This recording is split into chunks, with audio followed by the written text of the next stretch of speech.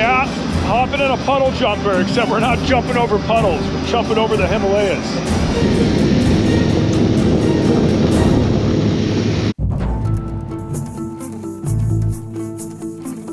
Hey, how are ya? Just touched down in Kathmandu. There was a guy waiting for me with a big Wonton Don sign. That's how you know the hospitality here is gonna be on point. While at the World Cup, I met a fellow world traveler by the name of Tyler, who said he was planning on climbing Everest this spring, and I was welcome to join. Now, if you've seen any of my vids, you know I'm in no shape to climb the tallest mountain in the world. But when he said I could just partake in the trek up to Everest Base Camp, I was all in and booked my trip to Kathmandu. The journey here was long. We ended up having a 9-hour layover in the Qatar airport, which actually wasn't too bad because they have a terminal tub and a terminal pool. No termies because it's Ramadan, but I'm managing. I don't think I fully comprehended the climate of Nepal because it's like 75 degrees. Pretty much all I brought were warm clothes. Even at the airport spa, I had to swim in my boxers. Once we head up to the Himalayas, I'll be happy I have layers though. While I was definitely still a bit nervous about the trek, all my anxiety was turned into excitement when I found out our expedition would be led by none other than Nirmal Purja, aka Nims. Nims was the first person to climb the world's 14 tallest mountains in the span of just 7 months, a feat that was captured in the critically acclaimed Netflix documentary 14 Peaks. It is one of the most spectacular, underappreciated documentaries that has maybe ever been made.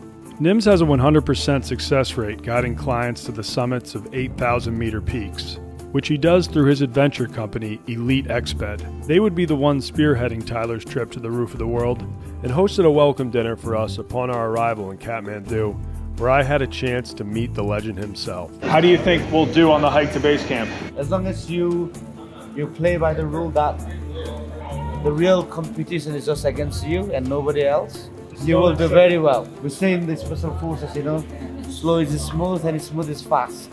Okay. So be slow. And when I think I'm fucked, I'm only 45% fucked. That is once in a lifetime trip. Just put everything into perspective. You know, we as a human, we take everything so seriously. I'm also one of them. But also sometimes, you know, through adventure, we really know what life means, you know, how we live every second. The thing that I'm having right now, this time will not come back. We forget that, it's gone, right? And every day we're approaching death, you know? So we need to make sure every second's count. And then to have that reality check, you need to go and do some adventure in life. And through that, you know, when people make mistakes, you know what? I forgive him. You learn to forgive. Also, you try to take things seriously because when you climb, you have to be on the spot. You will learn where to be serious and where not to be. And this is a bigger perspective of, you know, like being a Buddha.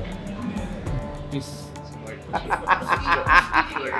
Nims had to head back up to the mountains after dinner, as he was currently in the midst of leading a group to the summit of Annapurna. I'm heading to Annapurna, so we're gonna go like land, pack up, jack up, Camp 1, then Camp 2, and we're gonna summit on 15. But he assured us he would see us up at base camp. You'll be fine. I've been doing the Stairmaster. Haven't smoked a cigarette in a long time, so my lungs are strong, and we have the best guy in the world. Thank you, bro. Cool. It's awesome being in your country.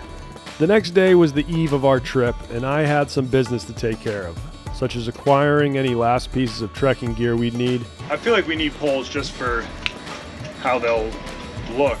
All right, yeah, can we get 2 pairs? 2 pairs. Yeah, of the cheap ones. 2 pairs sticks. Okay. And making sure I'd start the trek looking fresh. So I'm gonna get a Nepalese cut. Could I do something cool, like a streak? I'll let you go nuts. Hello. Hello, hello. Is this your wife? Ah, wife. Talking to my barber's wife. Namaste. It's nice to meet you. Your husband, he knows how to work a pair of scissors, that's for sure. The Scissor King. That's what they've been calling him around the office.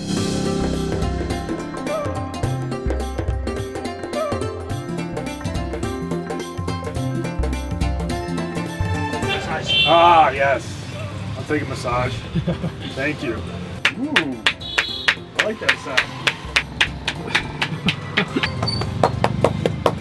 Yeah, that doesn't feel as great. I'm gonna bite my tongue. It's a nice little CT to top off the cut. You know, I would love another 30-minute massage, but we do have a briefing in 3 minutes. Now joining us on the expedition were all sorts of impressive people from all over the world, including a man named Jacob Weasel. He is going to be the first Native American to summit Everest. And I'm going to be able to get you up to base camp. Okay. But you're on your own the rest of the way. Okay, I can only carry you so far. Listen, man, I appreciate it. Get me as far as you can, and then we'll take it from there. Nims will take it from there. Yes, yeah. Good thing we got Nims. I'm gonna hand you off to Nims. Yeah, you're like the pre-Nims. After a final debriefing by our expedition leader Rajiv, my main aim is to get you out of Kathmandu, Lukla, and get you in Namche around midday. Everyone there. I got to bed early, as the next morning, it was go time.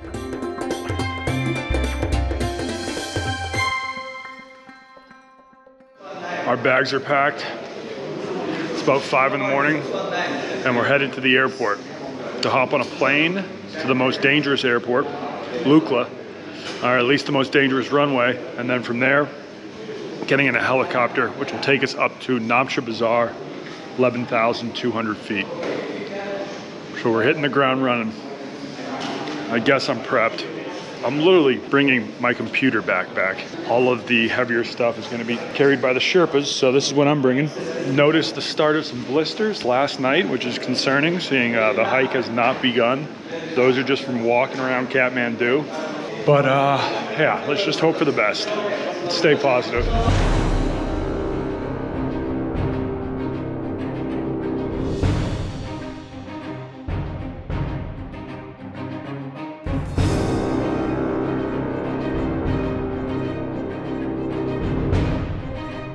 I fucking hate these poles.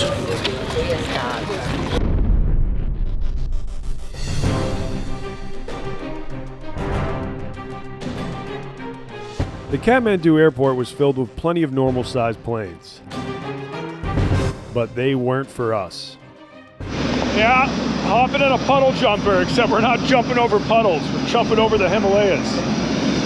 That's gonna be interesting. I don't even think I've ever seen a plane shaped like this. Hopefully I have a window seat though. If we go down, I want a good view.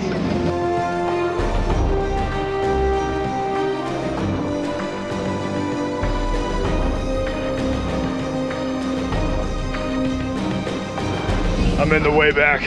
Emergency exit row. How many flights do you take a day? 5 flights.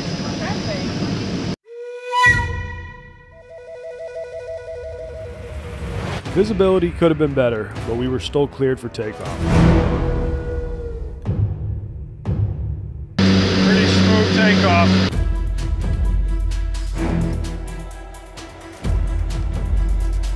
Even though the flight was only 25 minutes long, our stewardess still found the time to hand out mints and capture some scenic shots on the GoPro for me. You don't get that level of service on US airlines. Now, the reason Lukla is known as the world's most dangerous airport is because it's surrounded on all sides by mountains, with its short runway perched on little more than a mountain shelf. At one end, there's a wall, and on the other, a steep drop into the valley below, so there's almost no room for error. And the fact it's at a very high altitude, where lower air density and air resistance reduces lift and makes it harder for planes to slow down, doesn't help either. In 2008, a Yeti Airlines flight crashed into the mountain a few feet below the runway, and if you're wondering, yes, I was also flying Yeti Airlines. I purposely didn't look up any of this information before the flight though, so I was surprisingly calm when we made our descent.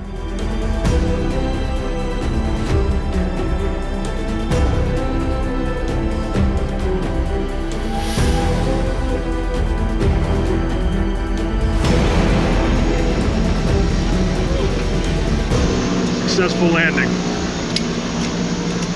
Well done. Very good job.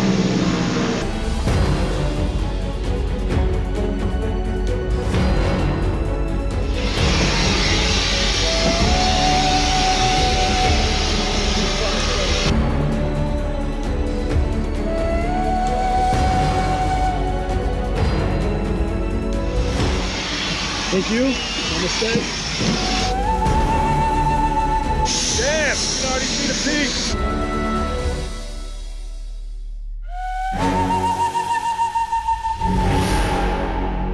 Made it to Lukla. Honestly, the flight wasn't bad. I had access to all of the mints I wanted. Don't mind if I do. That was clutch. And then when we came down into the runway, which I think is the scary part, I was in the way back, so I couldn't see shit. It is beautiful. A little smoggy, but I think that will clear out as the day goes on. Then we got a plane landing right now. Looks like this guy stuck the landing. Kudos to him. So far, so good. The air smells good. There might not be a lot of air in the actual air, but whew, love it. Got some fried chicken momos on deck.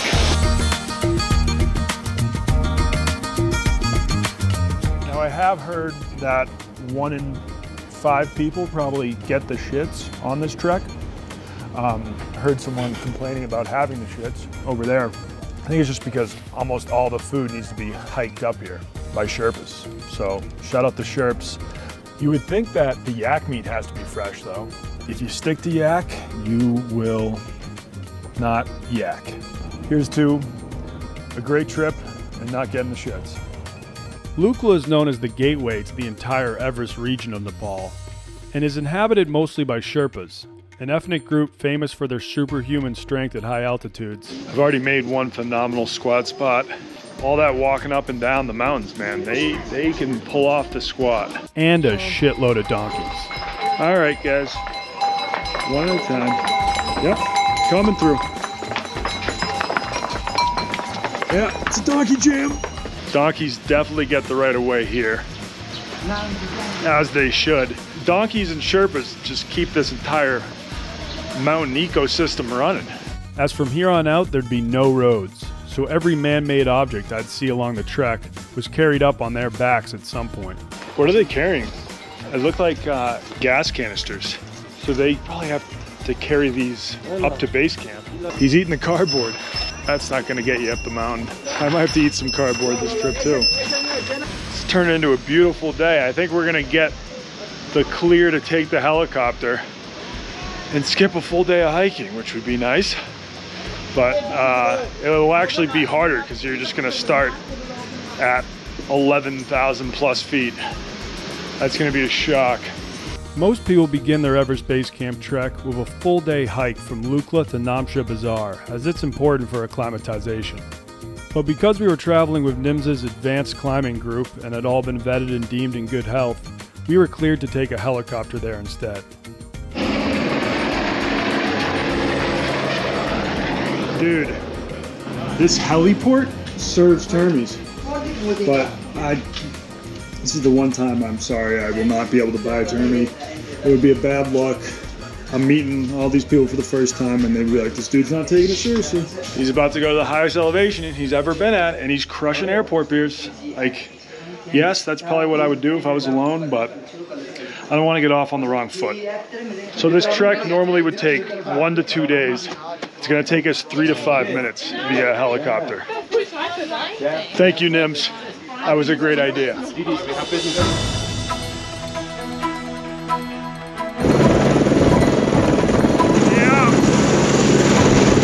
This is us.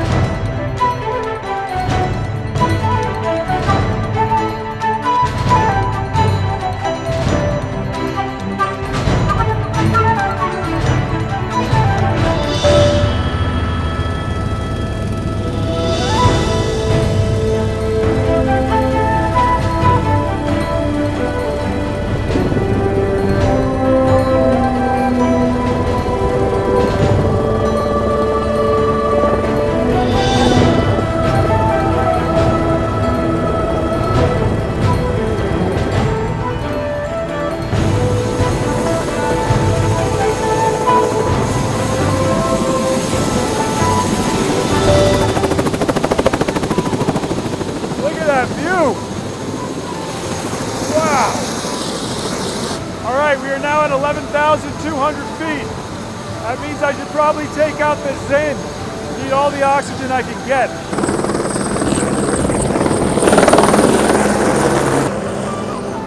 Bye-bye. Second chopper coming in fast. Woo. Yeah. All right, I'm done watching the copper. So Donnie, we just touched down in Namche, about 3,500 meters. How does it feel to get straight up here and into the fresh air?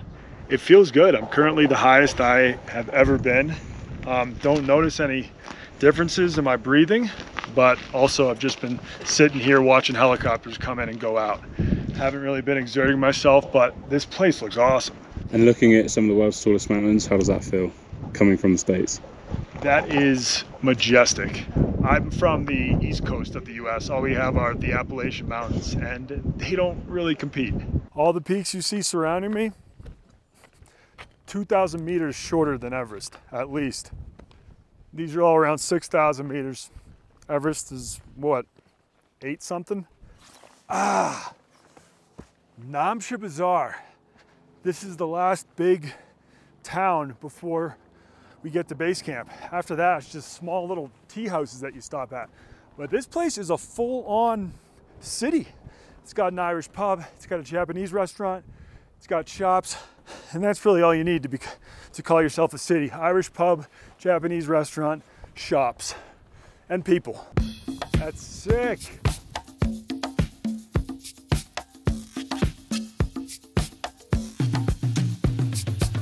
From the helipad, I walked into town to check into our guest house for the night. Then headed straight to the dining hall, as I had flown up an appetite. How was the trip up? Good. Nice? How was yours? It was great. Welcome. Isn't it beautiful? Oh yeah, it's so beautiful. For lunch, I crushed my first Himalayan pizza, which I thought warranted a review. All right, Frankie, we got the beautiful city of Namche Bazaar behind me and a couple yaks. Well, don't worry guys, today I will not be reviewing a yak pizza. This is a chicken pizza. It's only a chicken pizza, guys. Chicken and olives. I hate olives, but it actually looks kind of decent. Here we go. One bite, everyone knows the rules. This isn't fresh out of the oven, so that's gonna hurt the score. But the cheese tastes great. Is this yak cheese? And then underneath the cheese, it's just got a nice layer of chicken. If it had a little more sauce, this could be like a 7.1 pizza. Without the sauce, it's still gonna be a 6.5, which is not bad when you're in the middle of the Himalayas. Now, Michelangelo was supposed to be 5 minutes behind me, but then the helicopter that he was supposed to take got diverted on a rescue mission. I don't know what happened. That's just what they said. So now I've been here for over 2 hours, no sign of him. Hopefully he does get to take a helicopter. If not, he's gonna be hiking all day. While waiting for Michelangelo, I decided to get a closer look at Namche Bazaar's most famous tourist attraction. Greetings from the highest Irish pub in the world. If there are any Irishmen out there that think you have a pub that's even higher, reach out and I will make a correction, but I don't think any place has this beat.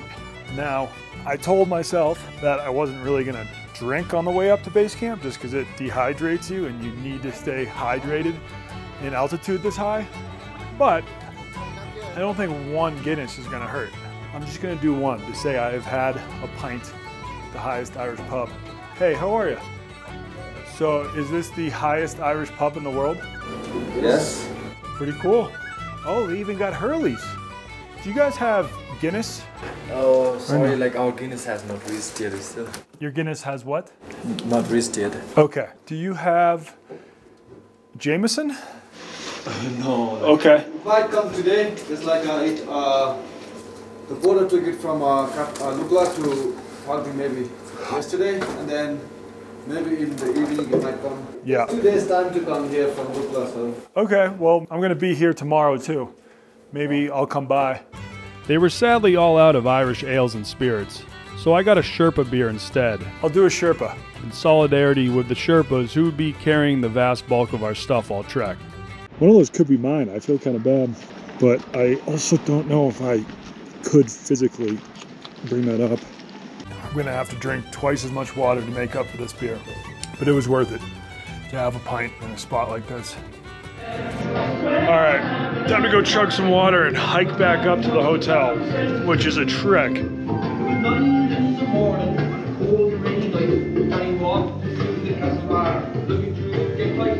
Ooh, sun's out. Dude, I love this town. I could stay here for weeks. Hey, how are you, ma'am? How are you, man? Can you say, how are ya?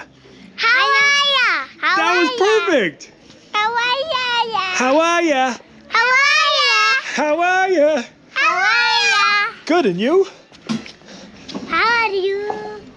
Good, and you? How are you? Good, you? How do you guys handle the altitude? Well, I think Michelangelo's helicopter just arrived. Michelangelo finally managed to get a helicopter up to Namche, but not before its propellers could blow his favorite hat into a fence above the helipad. That was a small price to pay, though. The important thing is that everyone in our group had arrived safe and sound, and I was excited to see what tomorrow had in store. Namaste. Thank you so much. That was lovely. Tune in next week as the trek continues. Good night, guys. Good night. Good night, gents. Yeah. See you tomorrow.